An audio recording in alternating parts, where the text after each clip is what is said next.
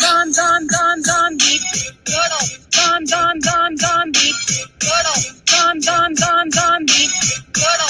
Don, don, don, don, beat. Dono. Dono. Dono. Dono. Dono. Don, don, don, don, beat. Dono. Dono. Dono. Dono. Dono. Dono. I like Dono. I like Dono. I like Dono. I like Dono. Dono. Dono. Dono. Dono. Dono. I like Dono. I like Dono. I like Dono. I like Dono.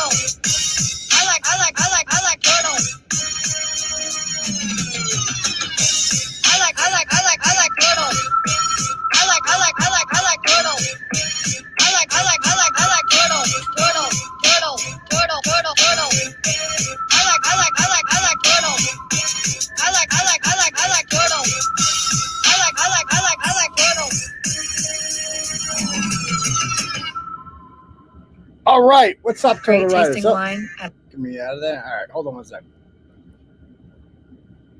What's up, everybody? How's everybody doing tonight? Give me one moment to change my audio input here.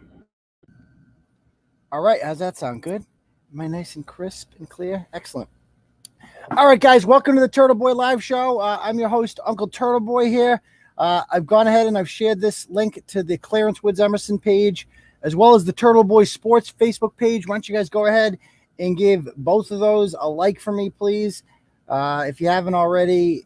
And like the Uncle Turtleboy page, I'm also live streaming from that page tonight, so experimenting with that. The crowd's smaller on the Facebook Live, but whatever. It is what it is. We're trying to get people all over the place. Okay. Anyway, it's getting interesting. And are you guys sick of the friggin' Monica Cannon Grant story? Are you sick of it? Oh, yeah, by the way, also follow me on Twitter. I'm on fire on Twitter recently. Remember I was like blowing people for Twitter followers? I'm not doing that anymore. It's off. That offer's off the table. Get on Twitter. I've got almost 6,200 followers on my Twitter account now. That's at Dr. Turtleboy, at Dr. Turtleboy, because if Joe Biden's a doctor, then so am I. You can also follow me on Twitter at Turtleboy Phone. Follow me everywhere. Just trust me. You're not going to want to miss this stuff. It's all good. I get a little bit more political on Twitter. I share my thoughts because Twitter is more of a platform of like, what's going through your mind at any given moment. Whereas Facebook and, I don't want to clog up your timeline on Facebook or anything like that. So I don't post as much. But anyway, oh, thank you. She made a Twitter account just for me. Thank you, JC. That's loyalty right there. Okie dokie. If you guys feel like donating to the program here, there is a $sign thing on the bottom. It's called a super chat. And if you like what we do, you can donate to that. Also, before we even get started in this, let me just address Turtle Club. So there's a lot of confusion about what the hell this thing is. Okay. So like last night's stream was shared just on the website on Turtle Club, and Turtle Club is not on. It's like a premium thing. Right? Like ESPN Plus, like ESPN has certain articles that you can't read. Like, for instance, I'll show you. If I go on ESPN.com,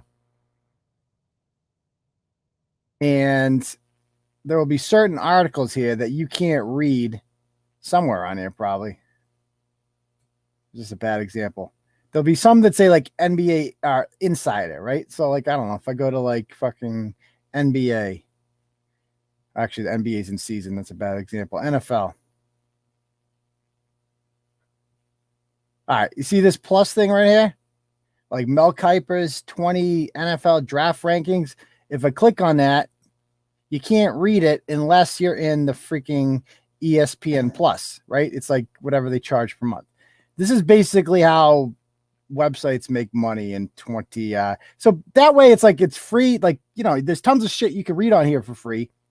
But the premium shit, you throw a few extra bucks a month for. That's basically what we're doing with Turtle Club to kind of make it more self-sufficient, number one, and make it also more, give you guys a reason to, like, I almost want to give bonuses to the real loyal people that, support us and want to come around and, enjoy the different kind of content.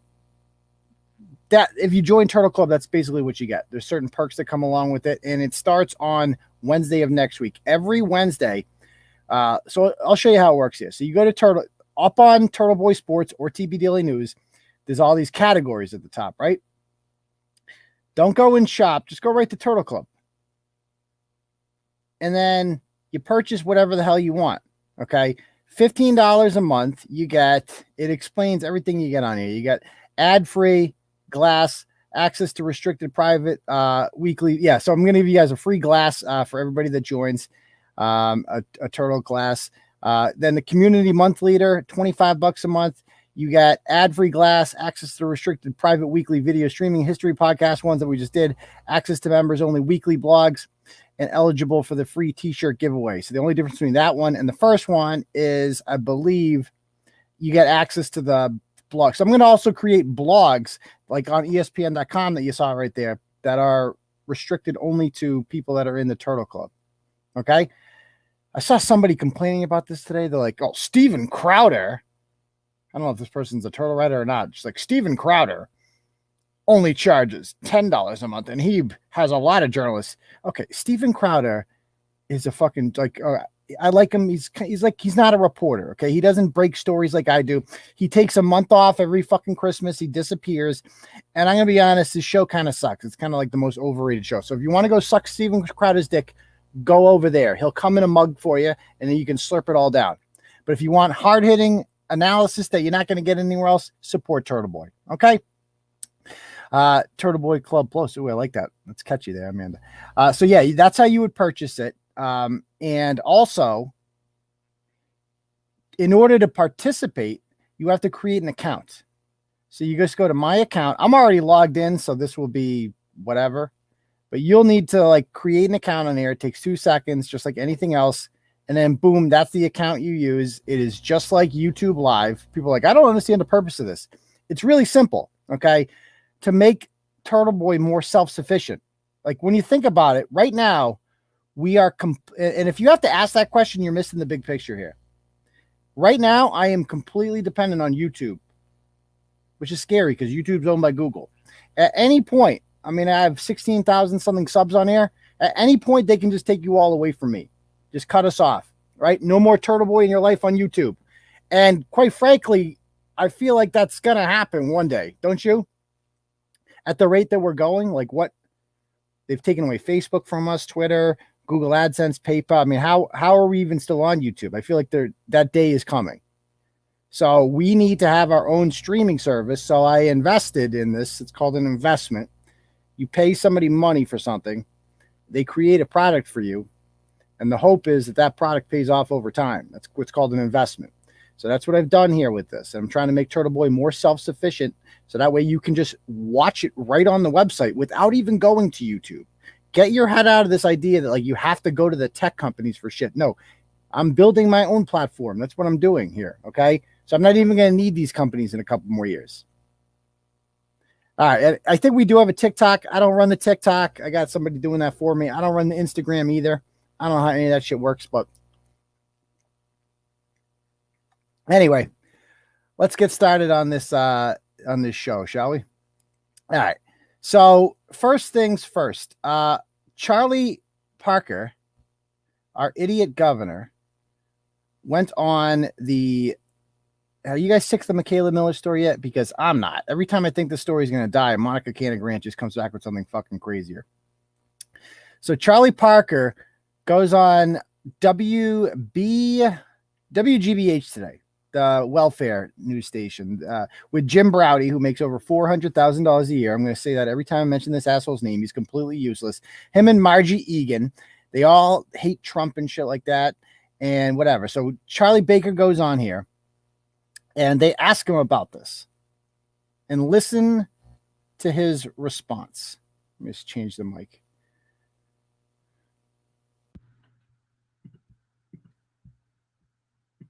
We only know obviously we got to get it right, but I have a lot of faith that we'll figure that part out. We know you only have a couple of minutes left. One question from each of us. I'm sure you've been following the Mikayla Miller story, the sad story out of Hopkinton. Medical examiner ruled suicide yesterday. The family and some activists not accepting that.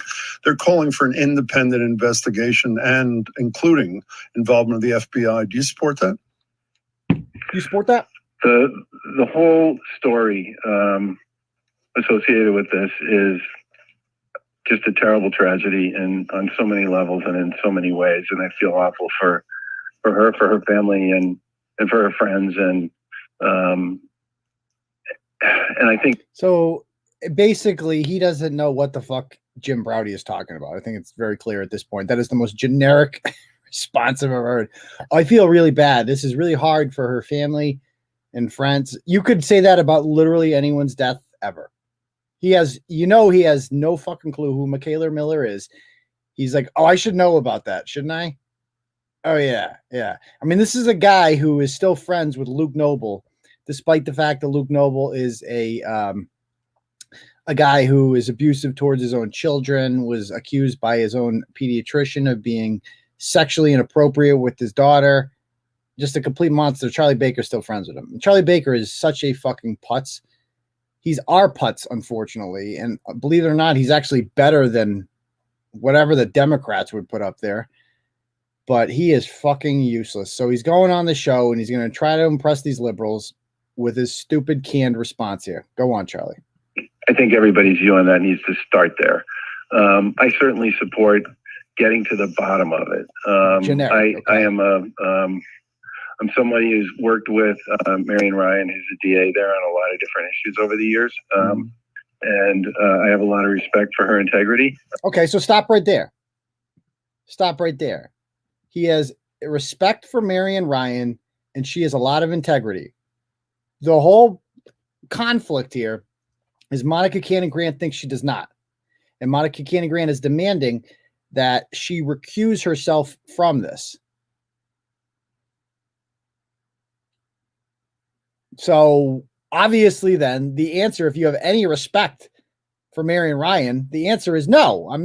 I trust Marion Ryan. She is the independent investigation. But he doesn't say that because he's a fucking idiot. I think under current law, the only person who has the ability, because we actually talked about this during police reform, I think under current law, the only person who has the authority to sort of pursue a separate investigation or to take an investigation from the district attorney is the AG, which they do have the authority to do under existing law. Should she? So like, stop right there. So again, I don't think he knows what he's talking about. He's like, well, under the law, the AG can take over if they want. Well, why would they? Why would she? Why would Maura Healey's office take over this? And what do you think Maura Healey's office would find that Marion Ryan's office would not? Wouldn't that suggest she's incompetent? And Monica does not want Maura Healey here. Monica says she wants the feds, whatever that means. Like the G-men are going to come here and do something. I don't know. So go on. What does he say? Look, I would support whatever it takes to get to the bottom of this and to give a grieving family confidence that their daughter's life has been treated with the grace and the kindness and respect that it deserves. And that happens. So do you support the AG taking over, Charlie? Yes or no? And if that's what people think, if that's where people think we need to go, then yeah, I would support that. If that's where people think we need to go, define people, you fucking idiot. What people? Monica Cannon Grant thinks we need to go. Do you take your marching orders from her, Charlie? So that is not how the media portrayed it. The media has portrayed this in the headlines that Charlie Baker wants Marion Ryan out. You heard that. That's like a tepid, canned politician response to a guy who clearly doesn't know what the fuck is going on here. Like, no clue. So, Governor Baker, before you go, I know Jim and I. And then, so that's that. That's literally all he said. Basically, it's a politician. But my problem with this is as soon as I saw this, I'm like, you know who's going to have a field day with this, right? This idiot.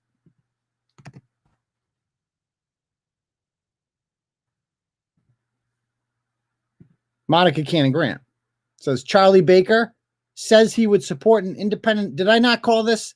Charlie Baker says he would support an independent investigation into Mikayla Miller's death. That's all she wanted to hear. That's a victory for her. She's like, see, now she's going to add this to her Rolodex. Because you know how she always just repeats herself?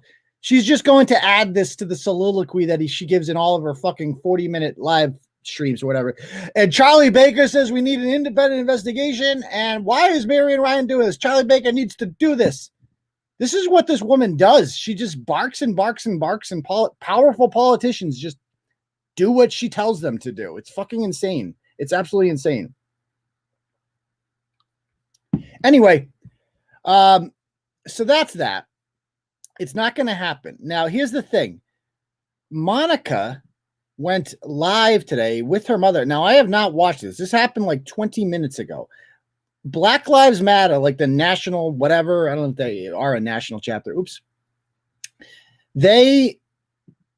I'll show you what they posted on Instagram today. Let me see here. All right, this is what they posted on Instagram. It says Mikayla Miller was a queer 16-year-old black girl who was attacked and terrorized by a group of white teens on April 17th. So there we go. Defamatory. She was not attacked by a group of white teens. That is an outright lie. A lie. And by the way, here's what I'm doing. So I called up for comment Caitlin Anderson's attorney today because I was curious about this. So here's the thing. There is a GoFundMe for Caitlin Anderson for her legal fees. But I'm not paying for I cannot in good faith ask people to donate to something, to a cause where I don't know where the money's going.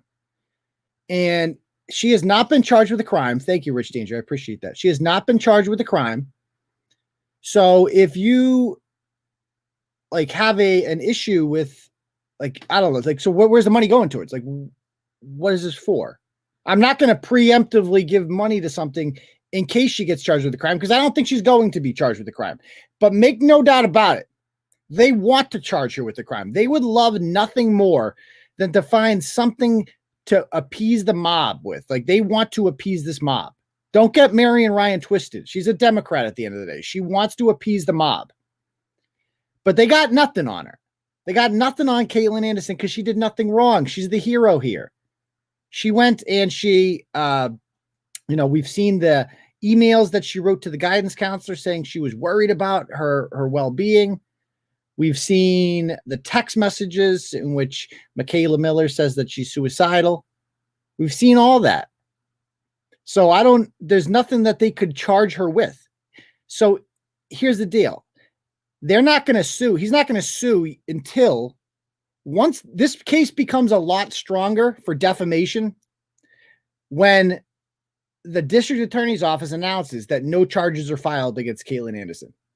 Once that is announced, now you got him, because we already have all this now, but it becomes so much stronger in court if you can show a judge. The district attorney's office thoroughly investigated this, and they determined that she did nothing wrong. All these lies that she was jumped, this is all a lie. And then so that their case becomes stronger that way. So I am going to hold off on the GoFundMe and sharing it. But once it is, I'm going to donate $500 myself, and I would urge others to as well. Once the district attorney's office announces that there are no charges being filed against Caitlin Anderson, then we go on the attack. And if Joe Cataldo is not going to sue, and I'm going to make sure that he is on, like, if he is not sufficiently aggressive enough, if I get the wrong vibe from him that this is not a priority for him, then we are going to find a different attorney. Okay. Monica Cannon Grant is pimping out Calvina, and I am working with Caitlin Anderson's family, period, because they need a voice. Rachel Rollins reached out to Calvina 2 days after the suicide. Monica didn't until 2 days before the funeral. I think Rachel Rollins set this up to ruin Ryan's reputation. I think she had a lot to do with this. I think Rachel Rollins has a lot to do with this because she perceives her as a threat to be attorney general, which I think Rollins has dreams of being if she doesn't get the U.S. attorney gig. So, yeah, Black Lives Matter on Instagram has 4.5 million followers. The morning after her body was found hanging from a tree. It was not found hanging from a tree. It was not. Most people who kill themselves by choking do it exactly how she did it, standing up. Because when you do it the other way, the odds, it's a lot harder. A lot more can go wrong. The rope can snap, your body weight, I mean, she was a big girl. She's going to break that rope. It's not good. She doesn't know how to, she's not a Boy Scout. She can't like tie knots strong enough to hold it. Like, it's not going to work. But leaning forward is not that hard. I mean, it takes commitment to do that and a horrible mindset to do something like that. But they're lying. They're lying when they say that she was found hanging from a tree. That's a lie. Her death was ruled a suicide, but her family does not believe this was the case. Her family, she has one family member. That's it. And increasing amounts of evidence also suggest otherwise. No, they don't. For the past month, Black activists in Boston have been raising their voices to get the justice. It's time to pressure DA Marion Ryan to release the autopsy results. They did. They literally did. They did. The autopsy results said that she committed suicide. They did that 2 days ago, stupid. And conduct an independent investigation. Yeah, that's what Marion Ryan's office is. Independent. Like, what do they think the DA's office is? What's not independent? What are you talking about? So let's check out the video they did today. Okay, here we go. Hey everybody, I'm giving you a chance to come in, join us. My name is Melina Abdullah. I'm co-founder of Black Lives Matter Los Angeles and co-director of Black Lives Matter Grassroots. I'm confused and we're too. gonna have a conversation. We're about to have a conversation. So this woman is apparently Black. She's the leader of Black Lives Matter. I Googled her. She is legit. She's a Black woman, I guess. So we got a little West Coast Rachel Dole is all out here, and she's the leader. And so she's going to have these people on. And let me know, I'm going to play this a little more. Let me know if you guys can hear her. I'm going to change the microphone. With Mikayla Miller's mother. Mikayla Miller's mother is going to be joining us. Yes, Free Palestine. Along with organizers from Massachusetts who are doing work to demand justice in the name of Mikayla Miller. So please join. We're waiting on them to join us. Let me see if I can also look for... Fast forward, yeah. Can you guys hear her all right? Tags. Hang on, their handles. So again, we're going to be... You can't hear her? Justice for Mikayla Miller.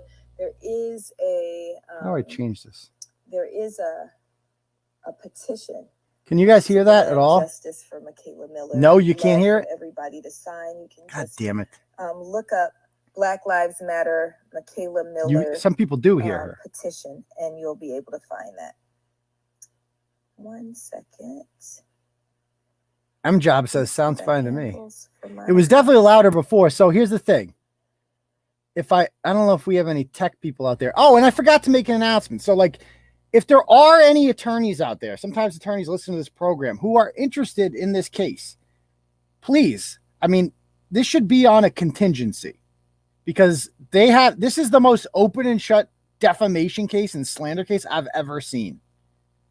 I am compiling clips. I spent hours today went through all the Monica videos, which is like painful to do, and clipping every time she called these children murderers or lied about them or said they jumped her or said that they were all white or said that their parents are cops. There's so many lies out there about them. And I would urge you to do the same, Turtle Riders. It would help me out. It would save me some time. Go through anytime you see anywhere Monica Cannon Grant or Tito Jackson or any of these people has stated that this was a murder and not a suicide. Please email that to me or message Clarence Woods Emerson on Facebook. I'm literally making a compilation of this to have like files of this ready to send an attorney. I'm going to pimp this story out. If Joe Cataldo isn't enthusiastic about it, I'm going to find someone else to do it. So start getting that stuff to me. And if you're an attorney out there and you're interested in something like this, let me know. Because I understand the stigma around this is people are going to be afraid. Even attorneys are going to be afraid to like take this on. But if you want your name, like this is how you make a name for yourself. I did not know who Lynn Wood was until he became the Covington Boys attorney. And guess what? Even though that lunatic, that guy's a nut job, he probably made millions of dollars off of that because the Covenant Boys took CNN and the Washington Post and the New York Times to the cleaners. Probably made millions of dollars because those boys were defamed. And all they were called was racist. They were called racists, stuff like that. But they weren't called murderers. That's what Monica Cannon Grant has point blank called these 16-year-olds murderers. So if you are an attorney out there, I feel like this is a great way, and you want to make a name for yourself. You can be that guy. Be an aggressive attorney that goes after the most vile scum. You could be the person that takes down Monica Cannon Grant, because this can take her down. I got so much shit on Monica Cannon Grant, it'll make your head spin. I got shit on her taxes too. We're going to go through a nonprofit. I got so much more coming on him. I'm glad she's not gone. She might be our first back-to-back Ratchet Madness champion ever. But back to the show. Back to the show. Give us just, there it is. Monica on? I can hear you, but I can't see you because I'm trying to find Calvina. Hair by Calvina. Hair by Calvina? There she is. Okay. Hey, Sister Monica. Hey, how are you? Oh, my God. I'm okay. How are you? Cringe. Can you hear me okay? Yes, I can hear you.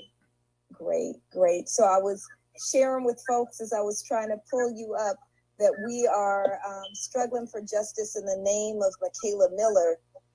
And I know that there's been some recent amplification of what happened to Mikayla.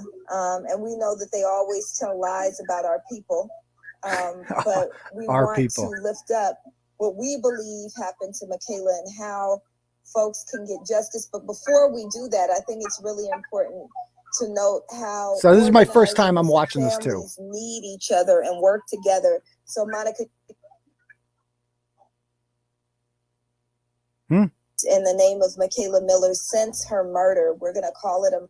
By the way, a murder. So there we go. We're gonna count. I want you guys to timestamp these. I'm gonna write down all the timestamps of where that's just what we're doing now. We're building the defamation case. So that's 3:15. Okay. Murder, they call it. There you go. Write that down. Put that in the bank. Next. Murder. And by the way, I was watching this today, watching some Monica videos, and my daughter says to me, Daddy, is our smoke alarm broken? Which one's going off? I'm like, oh, no, honey. That's Monica Cannon Grant. That's Monica Cannon. Her house always has a smoke detector with a missing battery. It's like, can we get somebody needs to make a Twitter account for that or something like that? Or Monica Cannon Grant's smoke detector. That needs to be an account somewhere. And it just needs please give me a battery. I'm dying out here. So anyway, back to this. We're going to call it a lynching because that's what we know it to be. A lynching. She called it. She's getting sued. We're going to lift that up. You've been struggling for justice since the day that she was killed. You became involved. Can you talk a little bit about who you are and the work that you're doing in Massachusetts, in this small town? You're from Boston, but this is a suburb, right, where Mikayla was killed. Can you just talk about the work that you did first, and then Mikayla was killed, about who Mikayla is and why we have to struggle for justice in her name? Absolutely. So I run an organization called Violence in Boston, where I do violence prevention and social justice work, advocating for families who have been affected by trauma on multiple different levels.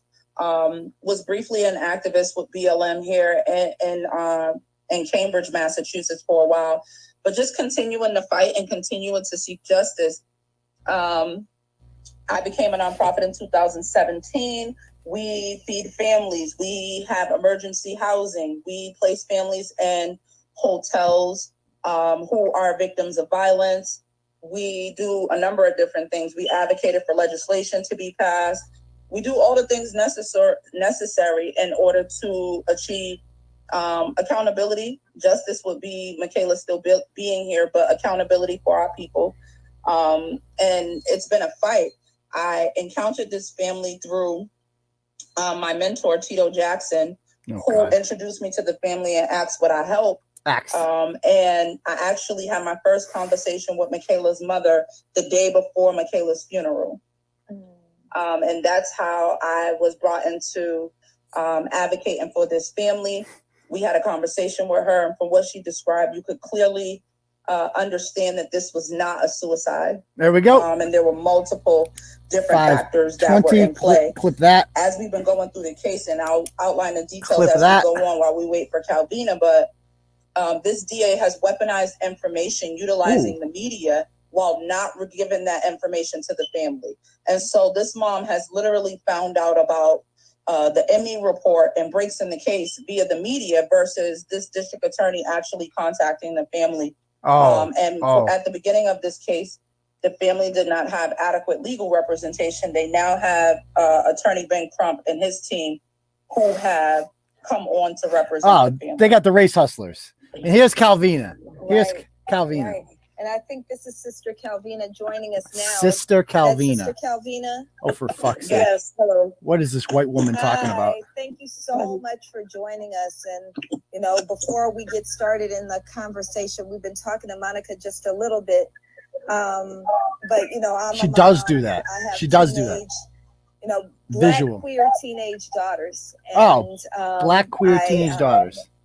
Hearing about Mikayla, you know, it resonates differently for me because, you know, I don't know what you feel, but I do feel you. And I just want to send my love and prayers, all of our love and prayer to you, as well as our commitment to struggling for justice in Mikayla's name alongside you. So I want to say that before I invite you to, I think it's really important that we know who our people are. So I want to invite you to start just by sharing a little bit about who Mikayla is. Not her death story, her life story, right? Who is she as a person, as a daughter, as your loved one, as a spirit whose spirit is still in this world, but who is she?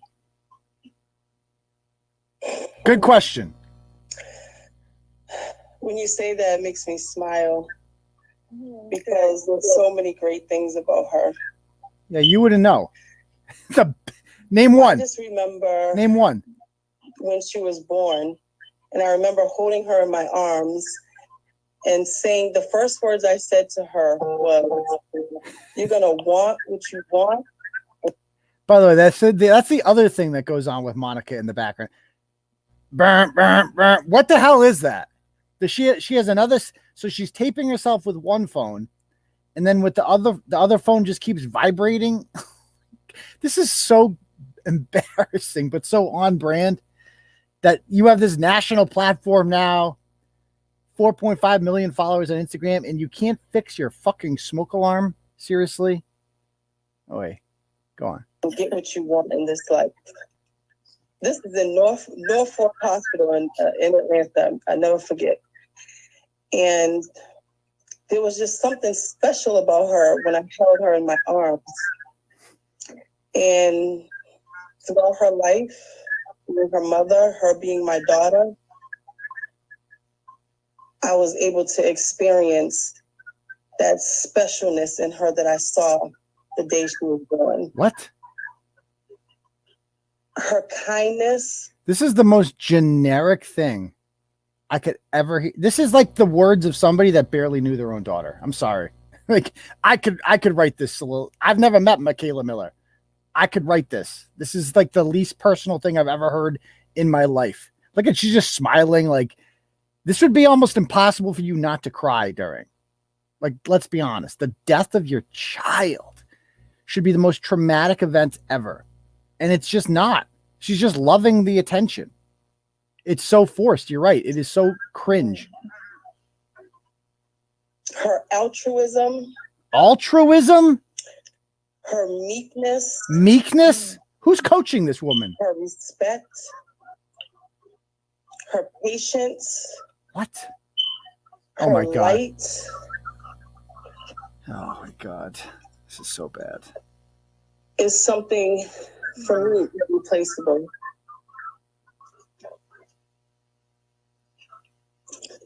What? That's it?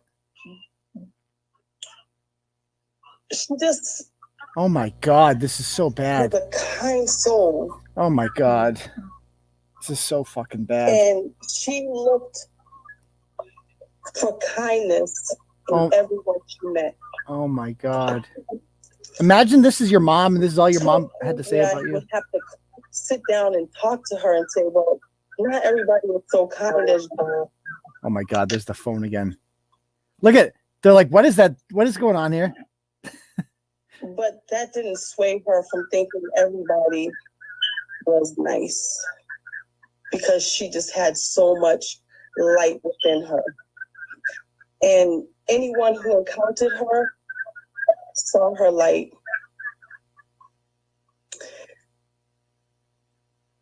What?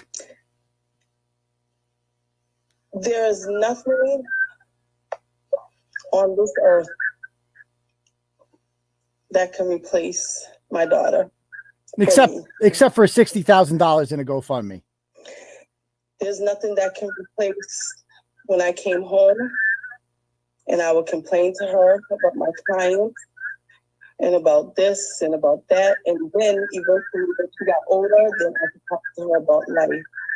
Because the understanding she had of me and the understanding I had of her was a bond I never had in my life. She was my daughter, my best friend. My best friend? And my sister. What? My best friend and my sister. She was never there for her, ever. You were always in Chicago, you fucking asshole. Look at this. She can't even fake cry. What up? I just want you to see how much love there is for you in these comments. Oh, that's what really matters. Comments on Instagram. Who never met you are watching you and sending their love and committing to struggle for Mikayla alongside you. So I hope that you feel the love that people have for you, and that when you share about Mikayla, we're actually summoning her spirit into this space and doing the work that we can to help her live on in the way that she can. And so I want you to know that as a mother. Oh my God, that, the alarm. You know, we're here and we're committed to struggling. There's so many comments coming in, just trying to give you as much love as we can, and that's not enough to get you through, but it's something. And I want you to know, we want you to know that you're not alone, and we want to know how you need us to struggle. And so I'm going to invite Monica back into the conversation. Okay, here we go. To talk a little bit about what happened to Mikayla. So we know that Black people, Black girls, Black queer girls especially, are not valued in this world. Oh, fuck off. What are you talking about? And we know that Mikayla was found. And can you tell us about how this emerged into something that we have to struggle for justice for? What happened so that we're now putting a hashtag in front of Mikayla's name? Absolutely. So on April 17th, Mikayla was hanging out at the clubhouse, which is a youth hangout within her apartment complex where she lived. And she had recently broke up with a young woman, and called that young woman's mom and asked her, said, hey, I still have some of her things. Can you come get them? Instead of the mom coming to get them, she relayed the message to the daughter. The daughter then showed up to the clubhouse with 4 other individuals. When they arrived, they jumped Mikayla and beat her. Okay, so there's some libel right there. What point was that at? That was at 13:23. Beating. Okay, so you mark that down. More libel there, or slander rather. Now, I know Megan Anderson's in the comments. Is this true? Did she really text? Why would the child text the mother and say, come get your shit? That doesn't make any sense at all. I think she texted the girl first, but whatever. Go on. They beat her, and then they went outside of the clubhouse for 20 minutes and sat outside, antagonizing her, not allowing her to leave. After they eventually got in the car and left, Mikayla went home, let her mother know what happened. Her mother made a phone call to the police around 7:20, 7:30. The police come. Mikayla has a swollen, busted lip where they note that they seen blood, and a black eye. There was no black eye. They take all the information. Mikayla also gives them the information of the 5 individuals who jumped her, which is including the ex-girlfriend. They leave. Wasn't jumped. The family does not hear from them from any follow-up report, follow-up information. Later on that evening, I'm guessing around 9:30, 9:45, Mikayla leaves to make her way to the clubhouse where Suing, because she took her backpack, her laptop, and her phone. And it was a non-active phone, but she could use Wi-Fi at the clubhouse to be able to communicate with her friends. Mikayla's mom had went to bed, and the way that their house is set up, Mikayla's mom's room is at one end of the house. Mikayla's room is at... This is another great point that Mega Mortis says here. I like how Monica Cannon-Grant is telling the story like her mother isn't also in line. And that's a great point. I didn't think of. How come Calvina never tells this story? We've heard this story a million times from Monica. She said it so many times that she believes it.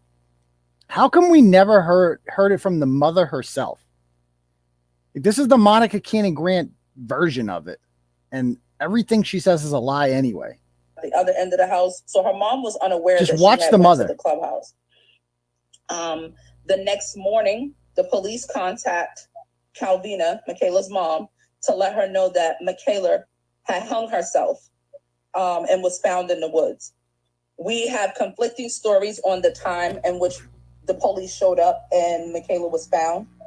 And as we began to get information about this case via the media, because the district attorney had not contacted the family for 12 days, and wasn't until the Suffolk County district attorney called her and said she had to contact the family, is when she finally made contact with the family. By this time, Mikayla's mother had information that stated Mikayla was not hanging, but standing on her feet.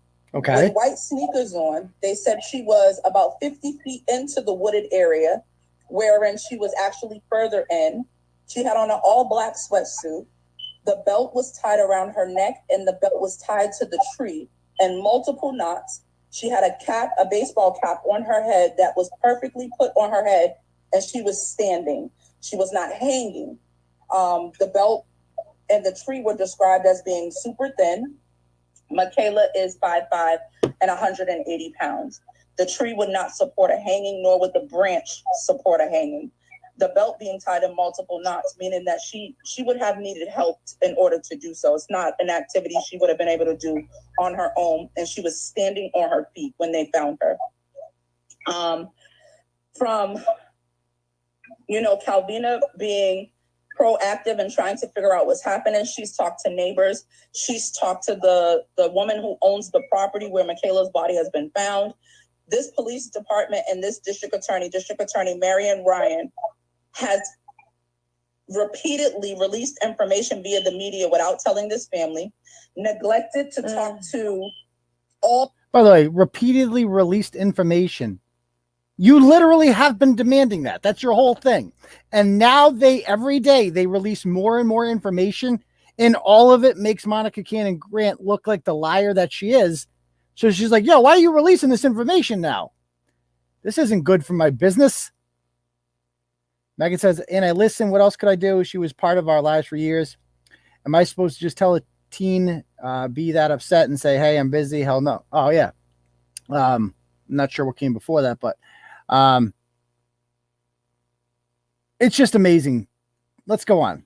More. All the individuals involved has already cleared the 5 teenagers. But when me and the DA went on Jim Browdy on WGBH, she admitted that a crime was committed and charges should be filed, but she had not filed any.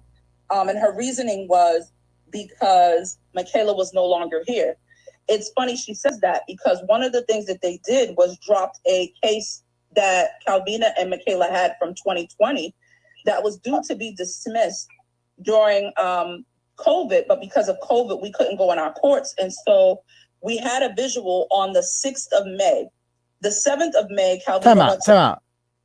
Can we just talk about this? This is no longer like a Freudian slip. Does she not know what a vigil is?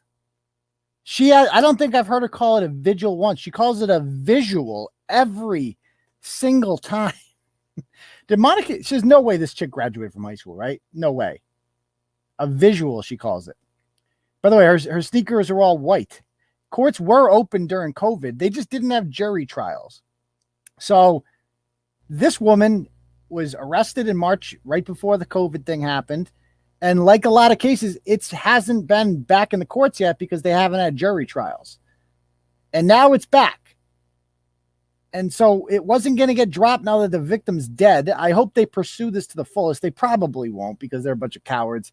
And they don't, they'll be scared into like dropping the charges. Like if Jussie Smollett got the charges dropped, this bitch is definitely getting the charges dropped. Court for the case to be dismissed.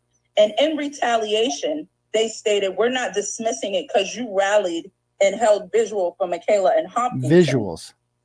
And that they were going to keep the case open until July. Well, that made no sense because Mikayla's not here. The same reason you're keeping the case open is the same reason you're saying you couldn't file charges in this case. Everything up until this point has been retaliatory. The young lady who was Mikayla's ex-girlfriend had started a GoFundMe weaponizing Mikayla's death for legal fees in spite of not being charged of anything. She and her family have went on multiple white supremacist outlets slandering this mom and this daughter while claiming to love them and shedding tears, which is very dangerous. White women shedding tears is extremely dangerous.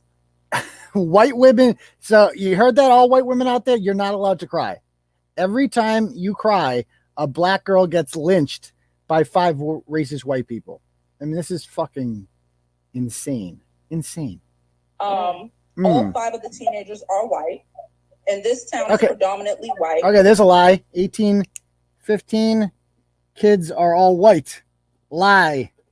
Kids white. Done. Next. And it's been ongoing racism and just a blatant attack on this family to try to discredit them. Given the fact that when all of this is transpiring, the district attorney is refusing to communicate with the family, refusing to give them information, literally to the point where a couple of days ago, they dropped the ME report. And the way that this mom found out was because the Boston Globe was contacting her for comment.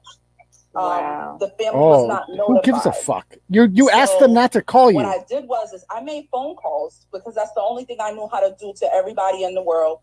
The 2 people that called me back was attorney Ben Crump and attorney Lee Merritt.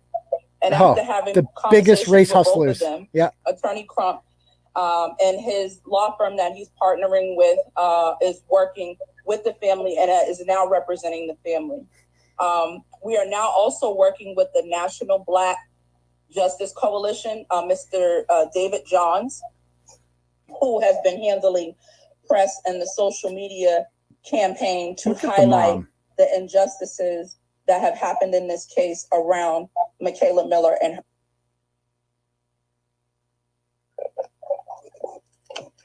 So people are asking, and thank you for that, Monica. So I want to underscore a couple of points that you made and some things that are coming up in the chat. Sister Calvina, is if at any point, and I should have said this earlier, if at any point this is too much for you to be present for, please, you're grateful that you're here, and if you can't be here, and Ryan, we definitely understand and are committed to struggling in Mikayla's name. So, it's wonderful if it feels empowering or and tell her it feels like it's necessary for you to be a part of the conversation. Please be a part of the conversation. But if I don't know what this feels like, and she's basically like, bitch, why aren't you talking?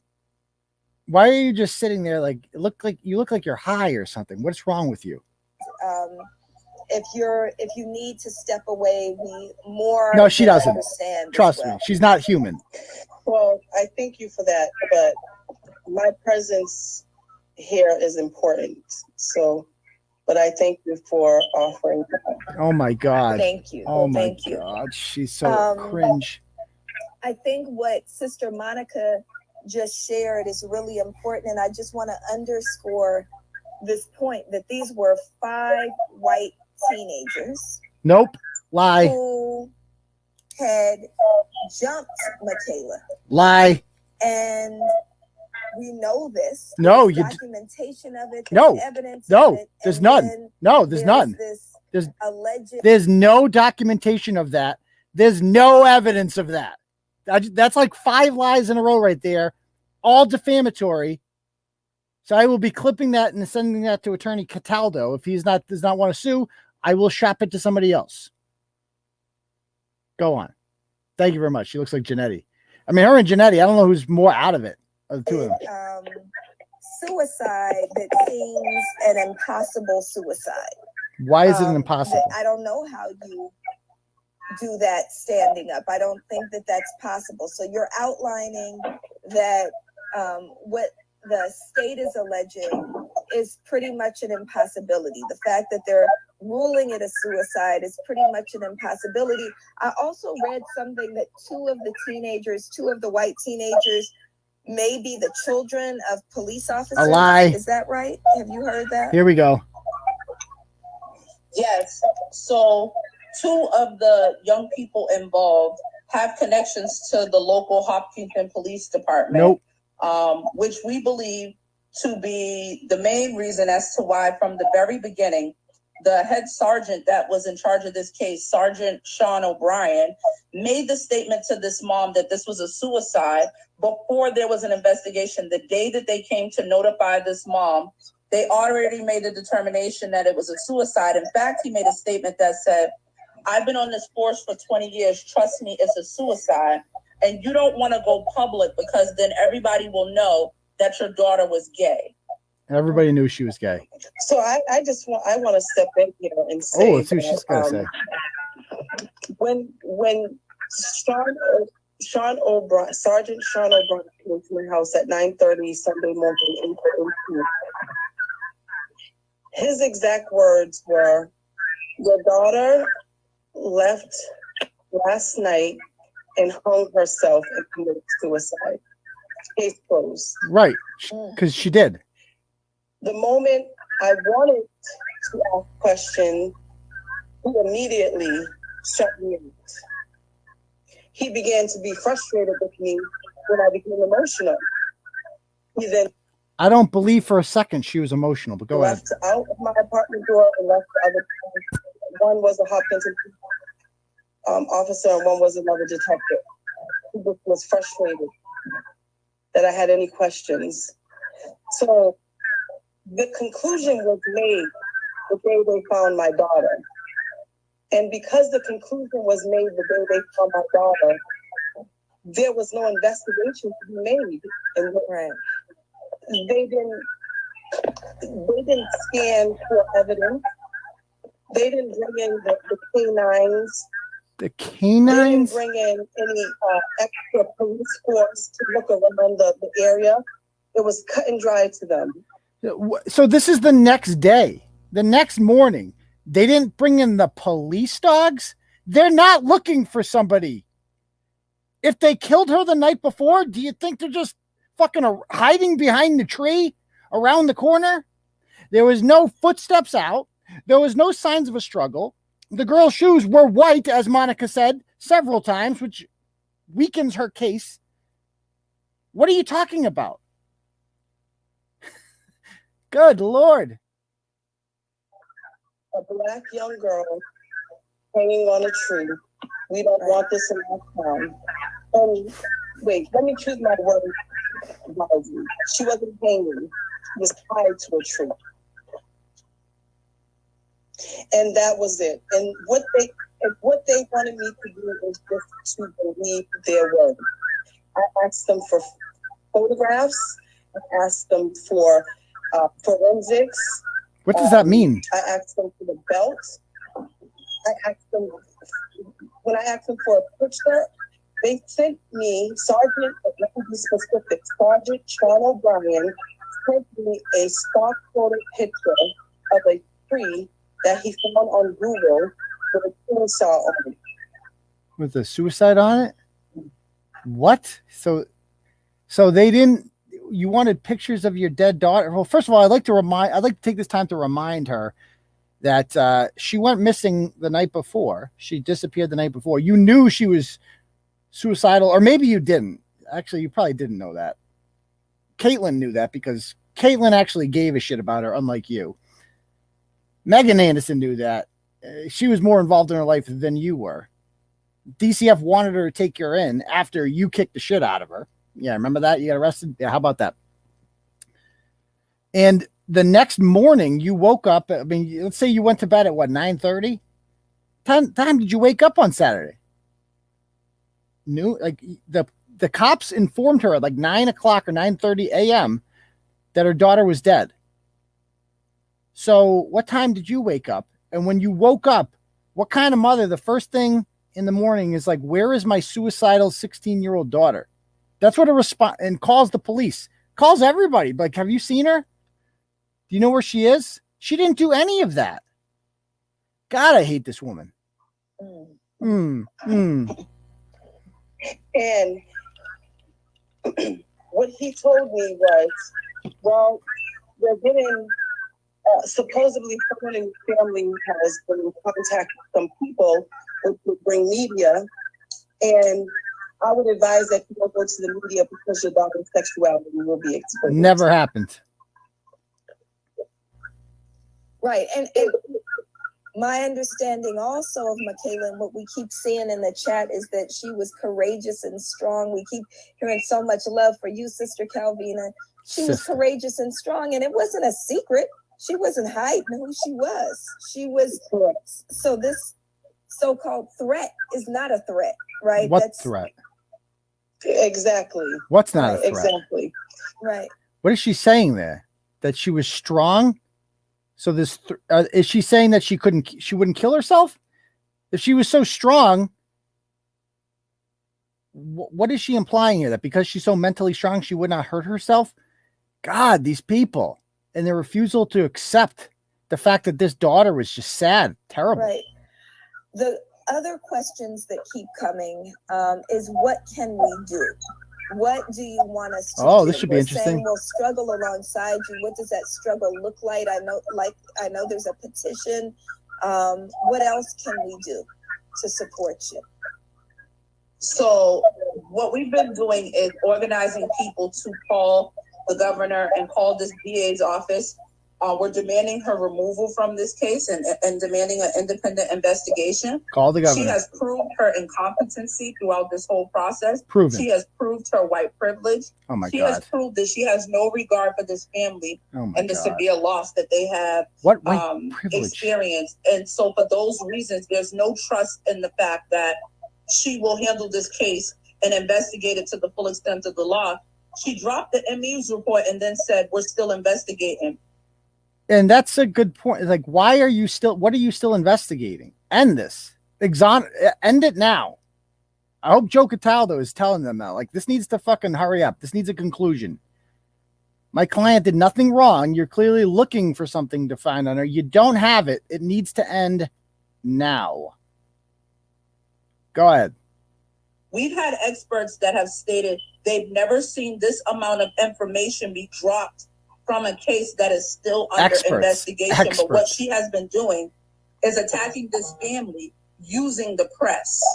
And it is disgusting. So I will post the Governor Charlie Baker is the governor of Massachusetts, and DA Marion Ryan for Middlesex County, and their contact information so that she can recuse herself and an independent investigation can happen. So that imagine she actually recuses herself. Great. And there's someone named Janelle. Do you know Janelle, Monica? Yes. Dropping a link. Janelle's been helping us through this process. Yes, she has. So she's been dropping a link tree from Mikayla Miller. So you're confirming she is with you. I pinned her comment. So people who are looking for how to help, please go to that link tree. Oh, good. It's Linktree/Mikayla Miller. What's a link tree? Is that Linktree/Mikayla Miller, and we'll continue to share it. Please engage in all the action. So we want everybody to absolutely send love and prayers to Sister Calvina and to the family and to the loved ones, and how you demonstrate love. Love is a verb, right? How you demonstrate love is to take action. So it's not enough to just pray quietly in your home at night. We need everybody to take action. The system doesn't move without people taking action. So Sister Monica, can you repeat again what it is you need us to take action around? So I need everyone to make phone calls to Governor Charlie Baker of Massachusetts and demand the removal. She smells blood. She smells blood with that Charlie Baker press conference today. She's like, ooh, because she was never mentioning Charlie Baker before. Now she's like, ooh, I got him right where I want him. And this is where she's like, I'm going to send my mob after Charlie Baker, and we're just going to flood his office. This is why she's so effective, by the way. She just mobilizes mobs. If we had this time on our hands, we could do the same thing. But we don't, and we're like honest. We don't play by the same rules as them, unfortunately. And that is why that, you know, she has this sort of influence that she has, is because she just mobilizes these mobs. DA Marion Ryan from this case, he actually posted an article today where he says he supports an independent investigation in the case of Mikayla Miller. Pretty tepid. I need us to continue to apply pressure. Call District Attorney Marion Ryan out of Middlesex County and tell her to recuse herself so that this family can get the answers that they need. We need an independent investigation. The ME's report, the medical examiner here in Massachusetts works directly with the district attorney. We have paid for an independent autopsy. We are awaiting those results and those answers. But in the meantime, we need it. Wait, I thought they were done. Wait, oh, this is an interesting lie. They're awaiting the results. According to her, previously, the results of the independent autopsy are in. She just can't release them because the legal team won't allow it. Which, by the way, I'd like to, you saw the most recent blog I did today. I did not know this. Mikayla was cremated. I would like to find out the exact date she was cremated. Because Monica claims that on, May 7th, she paid for the independent autopsy with a witch doctor in the unnamed state. The unnamed doctor in the unnamed state transported across state lines. They took her body out of the morgue. Maybe they dug it up. I don't know. And they took it out for an autopsy. Well, the girl died on April 17th. May 7th is 3 weeks after that. I don't know much about cremation. Maybe people can help me out with this. I don't know, Claire, if they would tell me that, but I don't know much about cremation. But I believe, I'm just going to go on. I don't think it takes 3 weeks to get cremated. Does it? And if you were this suspicious and why would you have your daughter cremated? If you were this suspicious of it? She definitely was cremated. It said it in the NBC report that they stole from us. So if she was cremated, I would like to know, like, how has anybody, I've never cremated a family member. I'm going to be cremated myself. There's no fucking way I'm getting buried. No, thank you. Nope. I'm not getting eaten by bugs. You can burn me, please. Just get rid of me. I'm not taking up space. So I would like to know, like, how long does it take? It takes but how long do people wait after the death to cremate them usually? Is it, I mean, and how does a funeral work with, I've never been to a funeral with an urn. Do they just have like an urn there? How does that work? Did they bury her ashes? I don't know. So I'd like to know, like, how long it takes, because Amanda says 3 days. Well, then that means Monica's lying about getting this. Of course, we knew she was lying about getting the autopsy done. We knew that was a lie, but that just proves it because there's no body. And I like putting these reports out there because a lot of her followers read this stuff and they even ask her about, they start asking, like, wait a minute. What do you mean there was no autopsy? You said you paid for this. You said you paid for this. So go on. Independent investigation to happen. So we need to remove the DA. We need to call the governor and demand an independent investigation. It's also when you're talking about small towns like this, action means something, right? So we're able to create pressure that requires action. So we want to keep doing this. Sister Calvina, you started to say something. Well, what I wanted to paint a picture for all those who are watching and listening. Okay. Paint the it. night of the 17th, there were 5 suspects. And we also know of 2 other suspects later that evening. What? So the picture that I want to paint is, if you find someone floating underneath the bridge with no suspect around, not knowing anything, the first assumption is that this person jumped off the bridge. Okay, so if somebody's under the bridge, you assume that they jumped off the bridge. That they committed suicide. Yep. Not knowing that there was someone there before that pushed them. What? And a suspect got away. What? But in this case, we have suspects who have not been investigated. That's a lie. Another lie. Of course they've been investigated. The suspects. They've been thoroughly investigated. They have their phones taken from them. They have their GPS locations analyzed to the minute. All of them have alibis. It's all a lie. Fucking cunt liar. Calvina. Fucking trash bag. And the reason why I say that is they are using this non-investigation to do my daughter's death as suicide by not investigating the suspect at hand. So that's the picture that I want to paint. If you do not present a suspect in this situation, then they are easily able to say or conclude that it was a suicide, which, if you look at the evidence and there was a proper investigation, you know that it's not that. What? That was her deep thought? That's what you came up with? Right. Absolutely. Yeah. They're like, Right. God, this People woman's are stupid. also asking if Sister Calvina can, if it's not already in your bio, post the link tree in your bio so that if people aren't able to pull it off the chat, they can pull it off your bio. And Monica, I'm assuming it's on your bio as well. We'll share out from Black Lives Matter. We've been sharing out the petition. And so if you want those updates, please go to blacklivesmatter.com. We'll also post it in our link tree. But we're going to continue to struggle and continue to demand justice in the name of Mikayla Miller. And I love what you said at the beginning, Sister Monica, that, you know, we can't get justice for Mikayla. Justice for Mikayla would mean that the 16-year-old child is still with us. Right. We can struggle for justice in her name. And that's what we're doing, is saying that all of us are responsible for struggling for justice in her name. We're demanding an independent investigation. We're demanding justice in the name of Mikayla Miller, the removal of the DA from this case.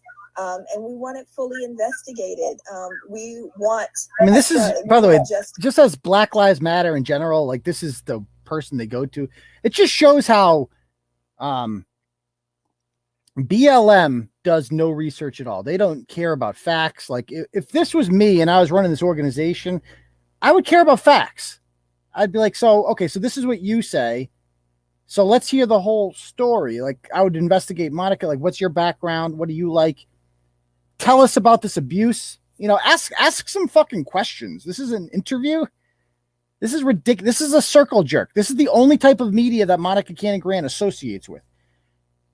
She will not. Has Monica Cannon Grant ever interviewed with anybody that would ever ask her a tough question? No, she would never do that. And the media never asks her tough questions. This in the name of Mikayla Miller. And so we're committed as Black Lives Matter to continue to struggle alongside you. We're grateful for you, Sister Monica, for engaging. And I want to lift up that the work of organizers like you is heart work, it's spirit work, And we know it takes a lot. And so we're grateful for you for giving of yourself in this way. And Sister Calvina, all of our love, and love as in love from our heart and spirits, but also love as boots on the ground that are committed to doing as much work as we can to make sure that we shoulder. And by the way, I tweeted this out today. I'm with JF here. I'm in favor of a full investigation, but that means full. Okay. Let's get the DCF records. Yeah, let's get them. Let's get the DCF records. Open them up. Open up the paperwork. Let's learn the details of Calvina's relationship with her daughter. I'd like to know more about that. Let's go through Rachel Rollins' phone records. Let's see who contacted who here. How did this whole theory evolve? Let's look at Monica Cannon Grant's taxes. Let's find out how much money has Violence in Boston made off of this sham. Because I got a bunch of shit on Violence in Boston that some of our turtle people have dug up recently about this, because we got a lot more coming on this. I'll pull some of them up here. What's this one? There it is. Okay, cool. All right. And so, yeah, I think that's about it, right? Only 30 seconds. Some of this with you, and also uplift Mikayla's name and heed what her spirit demands. Thank you. Thank you. All right. Thank you all. Thank you, everybody, for tuning in. We want to also ask you to share the story. Make sure everybody in your circle knows what happened to Mikayla Miller. Make sure that it's you calling the governor, you calling the district attorney, you demanding independent investigation, and get 5 people to also do it, and get 5 people to get 5 people to also do it. That's all they do. Just hound them. In the name of Mikayla Bother Miller. them. Black. So this is the link tree that they have. Let's see. Attend the march. So the march is tomorrow. I'm not going to that. Fuck that. I got shit to do. Sign this petition demanding she release the autopsy results. Contact her. Contact Maura Healey. Contact Merrick Garland, Attorney General. Donate to the GoFundMe. Hopkins police incidents. The vigil, official statement. Let's see. Select board meeting. Good Lord. Look at all this bullshit. I'm going to be going through all this too. Believe me. Okie doke. Cool. Oh, by the way, I have a piece of good advice here. Do you guys remember that story I did on the Wellesley public schools a little bit ago? They were having that, they're having like that, when the Asian thing happened, when the rub and tug got shot up in Atlanta, they said that they were having, safe spaces for people of color to talk about this. White kids are not allowed at it.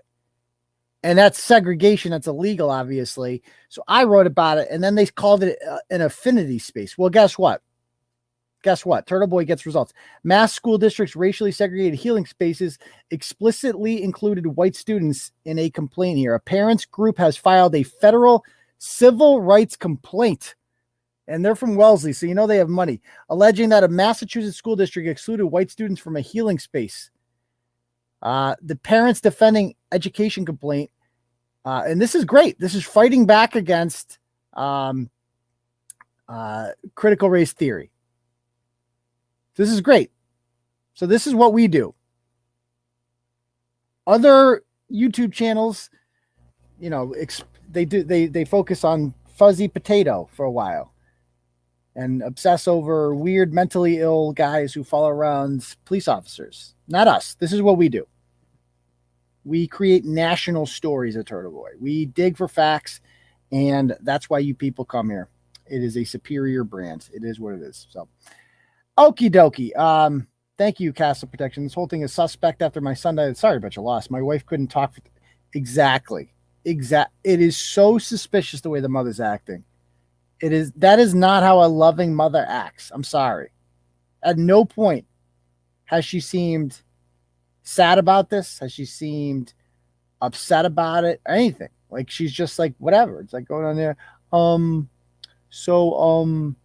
What's the word I'm supposed to? I feel like Crump's team is in that room when she was saying that. No, they did not. I don't get credited by anybody. It's frustrating, but it is what it is. You all know what I do. And they can't ignore me forever. That's the way I look at this. They can't ignore me forever. You all know the work I do out there. You know that where the real news comes from. But you got to be like Monica's people. And I see a lot of you do it. Anytime a story comes out like this, just fucking ratio the fuck out of them. But also start contacting. You see how they do. They contact everybody. We need to start doing that with these stories too. Like Tucker Carlson's office should be flooded with the story nonstop. Andy No should be flooded with stories like this constantly. They should. I mean, why isn't every conservative media outlet talking about this story? They should. They should be. But I got $100 Dono. Oh, thank you. I missed that one. That was from Crazy Pants. Says you have the biggest balls of them all. Thank you. And the best, most loyal, unfiltered audience. You're goddamn right about that part. And I used to have even bigger balls, but that's another story for another day. Okay. I'm shocked Sean King has not caught on to this, by the way. Talcum X has been silent about this one. Yeah, that's true. The Daily Mail has gone from a tabloid to like a respectable media outlet rather quickly. People are saying that Boston 25 News has dropped another update on this. Is that true? Boston 25 News. Let's see. Check out their Facebook page. Is this true? Ooh, we got a new update here. Let's pull this up. I did not see this yet. We'll read it together.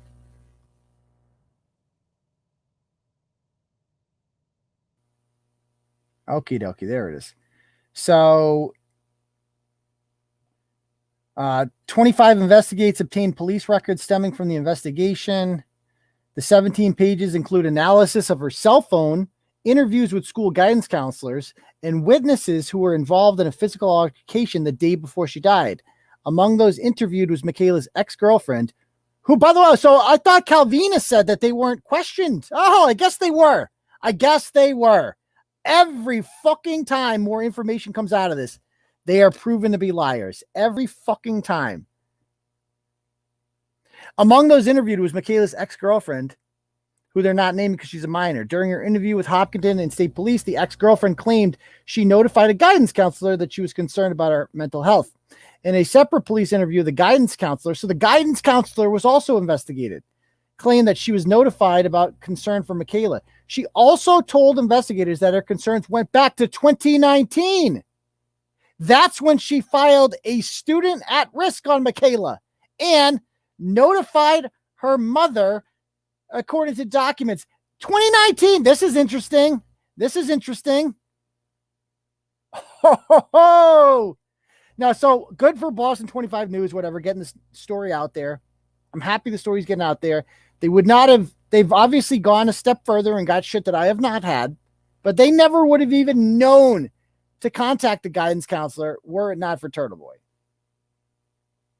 So, is this like slowing down a little bit? I feel like I'm going a little choppy here. But let's keep reading. In a separate police interview, the guidance counselor claimed, so this is interesting. So in 2019, 2 years ago, the guidance counselor filed a student at risk form. So she was already at risk 2 years ago as a freshman. Court records show that Mikayla's home after receiving a call that a teenager was hit by her mother. According to the report, we've been over this. The police officer responding to the call was sufficiently concerned for the teen that he notified DCF. DCF took custody of the teen. 25 Investigates has on numerous occasions sought comment from DCF. We wanted to know how long Mikayla was in DCF care. Well, Turtleboy knows the answer for that. It was a little over a week. And whether her case was closed. It is not. An agency spokeswoman told us via email, due to state and federal privacy laws, they can't disclose it. But hey, I thought we wanted a full and independent organization, right? Thank you, Suzanne. Appreciate that very much. So they go on. What else we got here? Close a couple of these windows.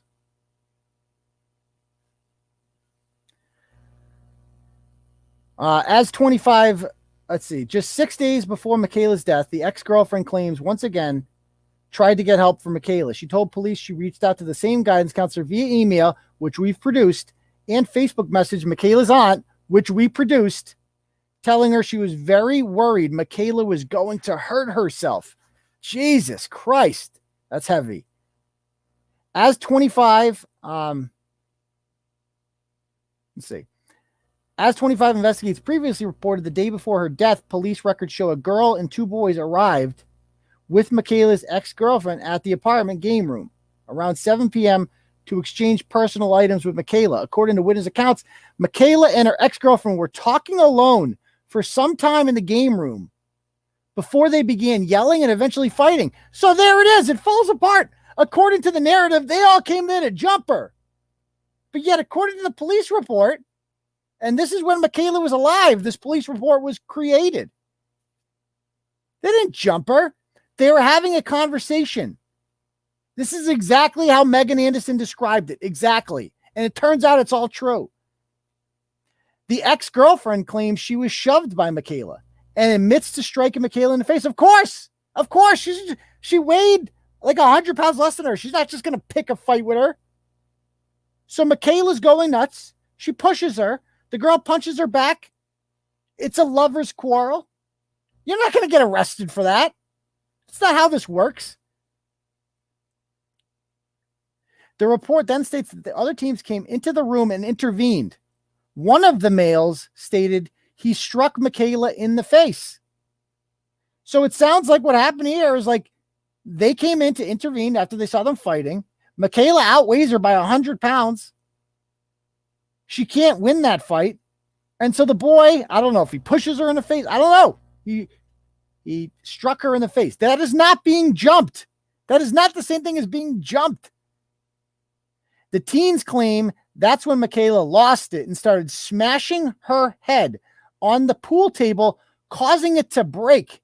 25 investigators reached out to the representatives of the Miller family. David Johns, a family representative with the National said in an email, if there's any veracity to the allegations regarding concern for her mental health, if they were shared with adults, particularly educators, they have a mandatory reporting responsibility.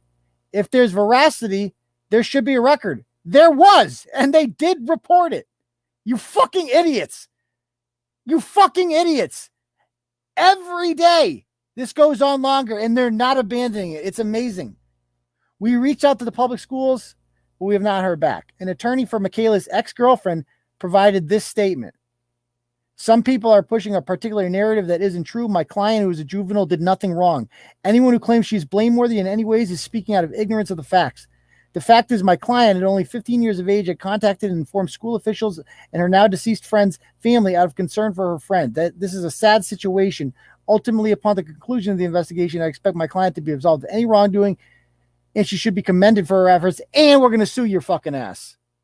I'd like to hear that, but it is what it is. So, man, they wanted a full investigation, man. They wanted all the this is like when Black Lives Matter demanded body cams, and then the body cams just kept fucking over criminals. It's beautiful. It's beautiful. All right. Anything else, guys, before we call it a night? What a show it's been. What a show.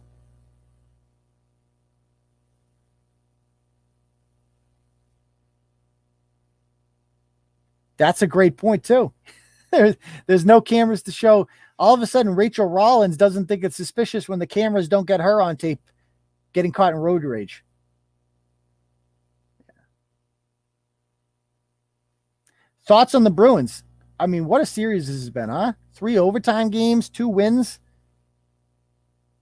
My thoughts are we're going to fucking win the Stanley Cup, man.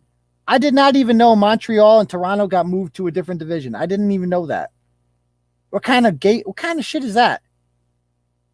I don't understand how hockey works anymore. But again, like Castle said, I did call this from the start because it was just so obvious. I mean, I can't even take that much credit for it. It was just so obvious. Trust me, Kevin, she does not feel like shit. That's one thing I can guarantee for you. Thoughts on the Matty Seigel thing? Somebody asked. Go back and listen to Jerry's podcast this morning. I mean, just another cancel culture bullshit. I'm glad he did what he did, but I mean, I'm not gonna lie, I'd never even heard of this guy. I mean, I knew who he was, but like, I never listened to his show once. And I hate how he's like getting credit for being edgy now. That guy, it's like he's like Mr. Safe. Wow, 12 straight playoff games versus the Capitals have gone to OT. Really? Because didn't the Bruins play the Capitals in the playoffs in 2012? That was the year after they won the Cup. And then they took the Capitals to 7. And they lost. And I believe in Game 6, Seigel had that game winner.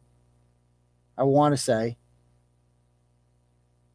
So that means every game in that 7-game series against the Bruins went to overtime? Is that true? That can't be true. Really? Because we haven't played them in the playoffs since 2012, have we? We haven't played the Caps in the playoffs since then, have we? We played them in 2018? What year did the Caps win the Stanley Cup? They won it in 2018. We lost to them that year? You sure about that? Okay. I'll take your word for it. It's been a while. Every game went to OT? That's fucking insane. That is an insane stat. Wow.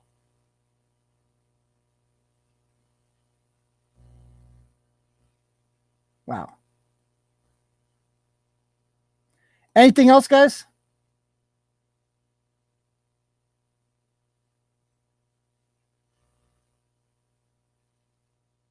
Yeah, the Bruins lost to the Lightning, Suzanne. That's right. The Bruins lost to the Lightning in 2018, and then the Lightning lost to the Caps. That's what happened. And then in 2019 was the year the Lightning had like the best record like by far in the NHL, and then they lost in the first round. I think they got swept by the Islanders, and we avoided them that way, and that we made it all the way to the Stanley Cup Finals because we took down like Carolina. Remember they sucked. We beat another crapbag team. We beat Columbus. It was Columbus that beat them. And we beat Columbus, and then we beat Carolina, and then we lost, obviously, to the Blues in the finals. And then last year, the Bruins had the best record in hockey, and then they lost to the Lightning, and they won the Cup.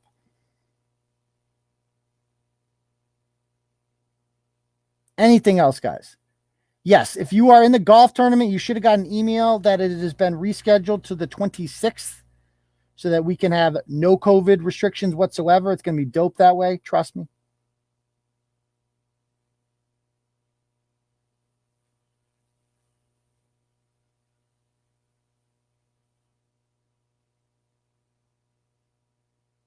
The stat is 12 consecutive playoff games. All were within one goal. Okay, that makes a little bit more sense than overtime. That's wild. Overtime. Tuukka did quit last year. We never found out why. Last year was so stupid. Those are such fake championships that the Lightning and the Lakers won with nobody watching. At least they're starting to fill up. Like at least you're hearing some people in the stands now. Thank God we're done pretending that we're scared of coronavirus. Thank God.